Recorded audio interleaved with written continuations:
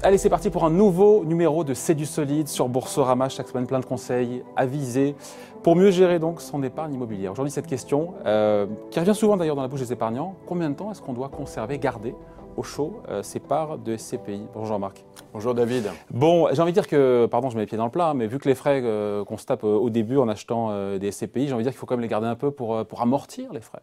Rien que pour ça déjà, non? Alors, l'investissement dans l'immobilier n'a jamais été, de mon point de vue, un investissement court terme. On ne spécule pas sur l'immobilier à court terme, ça n'existe pas. On peut le faire sur une action, mais l'immobilier, il faut le détenir suffisamment longtemps.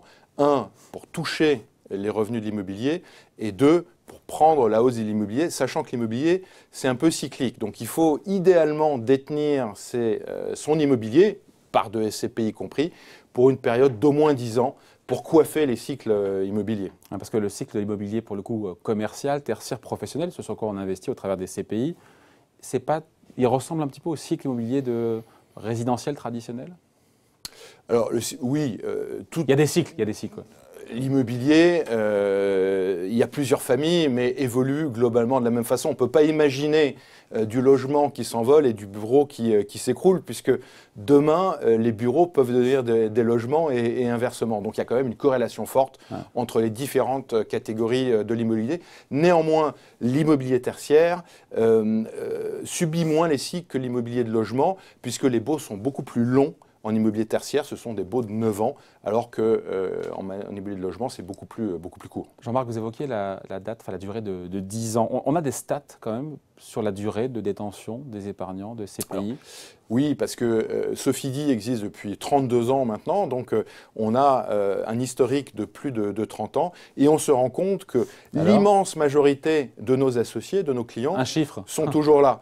On est sur des durées qui sont un peu moins d'un point de 30 ans, et quand on sera... 30 ans? Oui, 90% de nos clients sont toujours là, de la première heure, donc on peut imaginer que... Alors, évidemment, nos clients sont malheureusement tous mortels, comme le disait Socrate, mais on se rend compte que lorsqu'il y a malheureusement un décès, les héritiers souhaitent conserver la plupart du temps les parts de SCPI. C'est pour ça que je vous cite ce chiffre de 30 ans. Après, c'est vrai que tant que les rendements sont au rendez-vous chaque année, pourquoi sortir et vendre des CPI, si ce n'est la tentation éventuellement, s'il y a des plus-values sur les parts? Ça peut être tentant de revendre, pour le coup, c'est ça, non? Alors, c'est tentant de revendre, mais vous parlez de plus-value. Les SCPI, c'est évidemment un outil pour avoir du rendement, mais c'est aussi un outil qui permet de s'exposer à la hausse globale de l'immobilier. L'immobilier, même si parfois ça monte, ça baisse, globalement, ça monte. Immorande, qui a été créé il y a 30 ans, qui est notre SCPI la plus importante, a été créée, le prix à l'origine était de 1000 francs, donc 150 euros. Aujourd'hui, elle vaut 337 euros. Donc celui qui a acheté la part il y a 30 ans a la possibilité aujourd'hui de vendre en ayant fait au moins x2.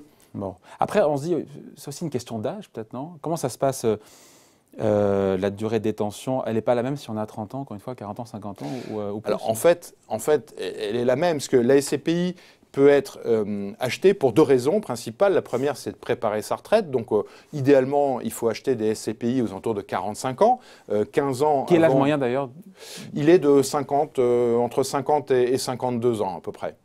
Donc, il faut acheter les SCPI 10-15 ans avant la retraite pour pouvoir bénéficier des compléments de revenus. Mais on peut aussi acheter des parts de SCPI en étant plus jeune, en commençant dans la vie active, comme un outil qui permet de se constituer progressivement un patrimoine, comme si on faisait un investissement locatif. Quand on est jeune... Ou parce qu'on n'arrive pas à faire...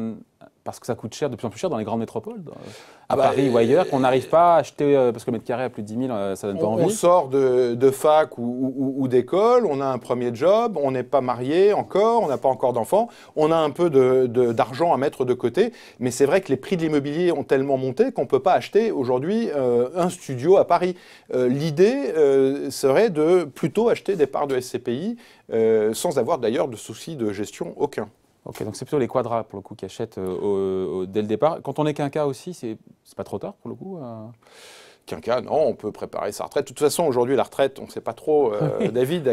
C'est un peu dans le débat, quoi. Voilà, on ne sait pas trop. Donc, si la retraite est à 65 ans, quand on est quinquas, on peut tout à fait acheter des parts de SCPI, idéalement en s'endettant. Donc, on est encore actif, on rembourse son emprunt. Et quand on arrive à la retraite, leur emprunt est remboursé et on touche les dividendes de SCPI qui constituent des compléments de revenus. Ce qui est intéressant, ce que j'apprends pour le coup, c'est que même lors du décès du détenteur des parts, les héritiers, souvent, pourraient être tentés de revendre, les conserves.